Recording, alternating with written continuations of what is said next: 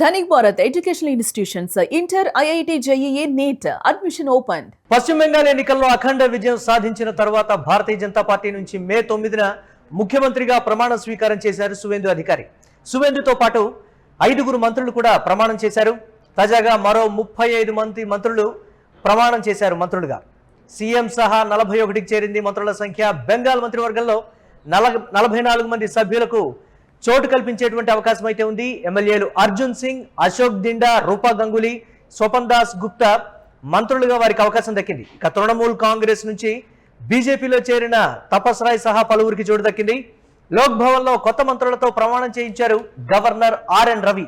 దీనికి సంబంధించి మరిన్ని అప్డేట్స్ మా కరెస్పాండెంట్ కిరణ్ అందిస్తారు. కిరణ్, పశ్చిమ బెంగాల్ ఎన్నికల్లో గెలిచిన తర్వాత భారతీయ జనతా పార్టీ నుంచి ముఖ్యమంత్రి తర్వాత 5గురు మంత్రులుగా ప్రమాణం చేశారు.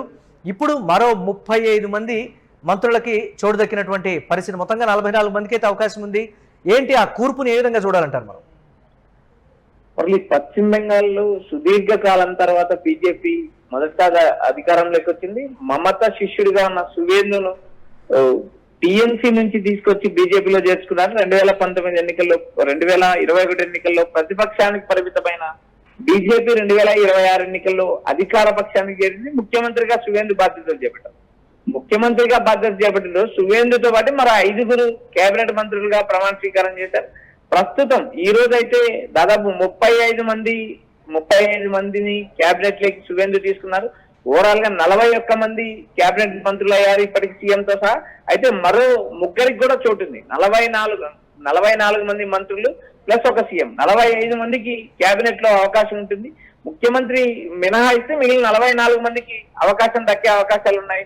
మరో ముగ్గురు నుంచి 4 కూడా కేబినెట్ లో అవకాశం దక్కే పరిస్థితి ఉంది. అయితే ఇక్కడ కేబినెట్ కూర్పు కూడా ఒకసారి మనం గమనించినప్పుడు అన్ని సామాజిక వర్గాలకు, అన్ని వర్గాలకు కూడా ప్రాధాన్యత ఇచ్చినట్టు కూడా మనకు సమాచారం వినిపిస్తుంది. ఇక్కడ ప్రధానంగా టీఎంసీ నుంచి వచ్చిన నేతలకు కూడా మంత్రి పదవులు దక్కాయి. ఒకసారి మన క్రికెటర్ అశోక్ దిండా కూడా బెంగాల్ కేబినెట్ లో అవకాశం దక్కింది. మరోపక్క ఎమ్మెల్యేలు అర్జున్ సింగ్, రూపా గంగూలీ, ఏవైతే నాటకాలు వేస్తూ టెలివిజన్ లో కీలక పాత్ర పోషించిన రూపా గంగూలీ ఒకానొకలో బెంగాల్ సీఎం రేస్ లో ఉన్నారన్న ప్రచారం జరిగింది.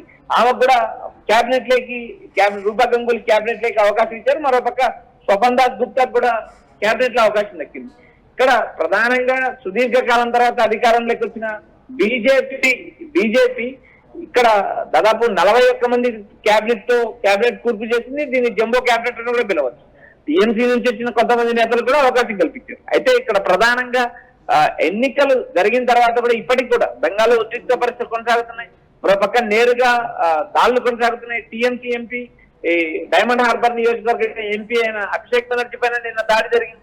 అక్కడ స్థానికంగా ఉన్న బీజేపీ కార్యకర్తలు దాడి చేశారంటూ టీఎంసీ ఆరోపిస్తుంది.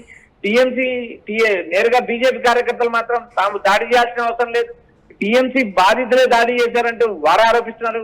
ఇక్కడ ప్రధానంగా బెంగాల్ ఎన్నికల అయ్యాక కూడా ఈ హింస కొనసాగుతుంది. మరోపక్క నేరుగా రాహుల్ గాంధీ ఫోన్ చేసి భరోసా ఇచ్చారు మమతకు, అటు అభిషేక్ బెనర్జీకి. ఇక్కడ బెంగాల్ నుంచి వచ్చిన వలసవాదులను కూడా ఇప్పటికే బెంగాల్ తీరం అంతా కంచె వేసే పరిస్థితి ఉంది. బంగ్లాదేశ్ తీర ప్రాంతం అంతా కంచేస్తున్నారు అంటూ ఇప్పటికే ఆ భూమిని కూడా రక్షణ శాఖ కేటాయించడం జరిగింది. ఇటీవల జరిగిన రాజకీయ మార్పుల్లో భాగంగా ఏదైతే నేరుగా అధికారం మారుతానే టీఎంసీకి సంబంధించిన ఆఫీసులు మూతవేయడం, మరోపక్క సిపిఎం కమ్యూనిస్టు పార్టీల ఆఫీసులను కూడా కొత్త రాజకీయం బెంగాల్లో మొదలవుతుందా?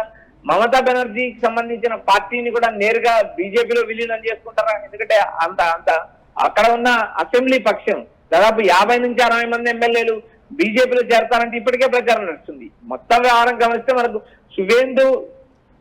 సువేందు టార్గెటే మమతగా ఈ ఎన్నికలు జరిగాయి. అదేవిధంగా ఎన్నికల ఫలితాల తర్వాత టీఎంసీని టార్గెట్ చేసుకుని బీజేపీ వ్యూహాలు సిద్ధం చేస్తుంది. మురళి, రైట్. అంటే తృణమూల్ కాంగ్రెస్ నుంచి వచ్చినటువంటి వారికి కూడా తగిన ప్రాధాన్యత కేబినెట్ లో కల్పించడం కావచ్చు.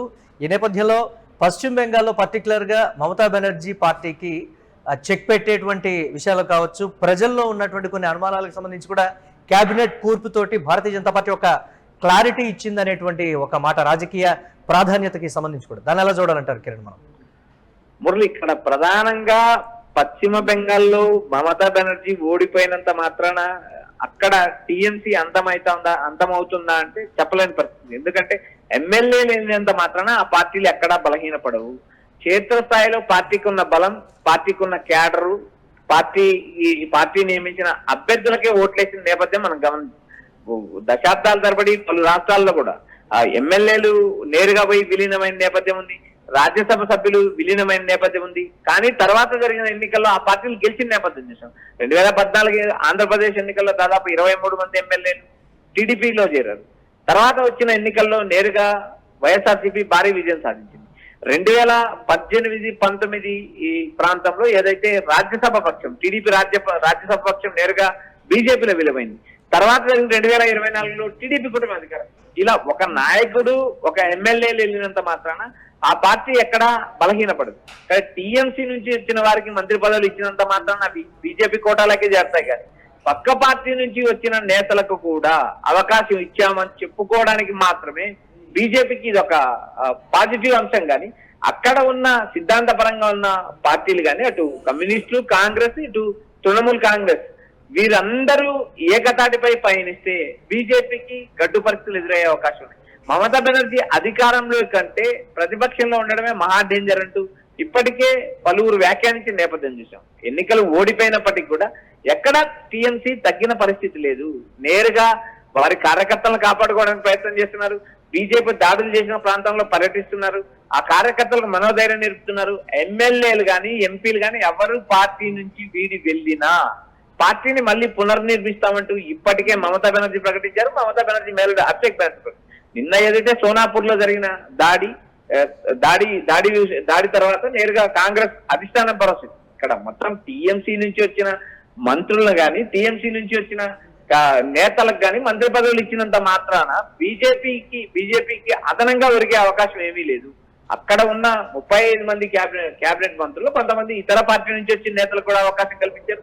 ఓవరాల్ గా మనకు జంబో క్యాబినెట్ అనుకోవచ్చు. 35 మందితో నిన్న విస్తరించారు. అంతకుముందు ముఖ్యమంత్రితో సహా మరో 5 మంది మంత్రులు ప్రమాణ స్వీకారం చేశారు. ఓవరాల్ గా ఇప్పటికి 41 మంది మంత్రులుగా, 40 మంది మంత్రులుగాను ఒకరు ముఖ్యమంత్రిగా ప్రమాణ స్వీకారం చేశారు. మరో నల్లగరికి మాత్రం ఇక్కడ అవకాశం ఉంది. మరో 3 నుంచి 4 అవకాశం ఉంది. సీఎం మరో 3 నియమిస్తారా, మరి కొంతకాలం ఆగుతారా చూడాలి. బెంగాల్ క్యాబినెట్ మాత్రం అన్ని కులాలు, అన్ని మతాలు, అన్ని సామాజిక వర్గాల వారికి కూడా ప్రాధాన్యత ఇచ్చినట్టు మనకు సమాచారం ఇస్తుంది. సువేందు అధికారి క్యాబినెట్ చూసినప్పుడు కూడా కీలక నేతలకు, బీజేపీలో కీలకంగా పనిచేసిన వారికి ఏదైతే అశోక్ దిండా కావచ్చు, తర్వాత రూపా గంగూలీ లాంటి నేతలకు కూడా క్యాబినెట్ లో అవకాశం కల్పించడం బట్టి చూస్తే అన్ని సామాజిక వర్గాల వారికి కూడా ప్రాధాన్యత ఇచ్చినట్టు సువేందు క్యాబినెట్ లో మనకు స్పష్టంగా అర్థమవుతుంది. అయితే ఈ 35 మంది మంత్రులతో కూడా గవర్నర్ ఆర్ఎన్ రవి ప్రమాణ స్వీకారం చేశారు. లోక్ భవన్ లో ప్రమాణ స్వీకారం ముగిసింది. దాదాపు 41 మంది ఇప్పుడు సువేందు క్యాబినెట్ లో, ముఖ్యమంత్రితో సహా 41 మంది క్యాబినెట్ లో మంత్రులుగా ఉన్నారు.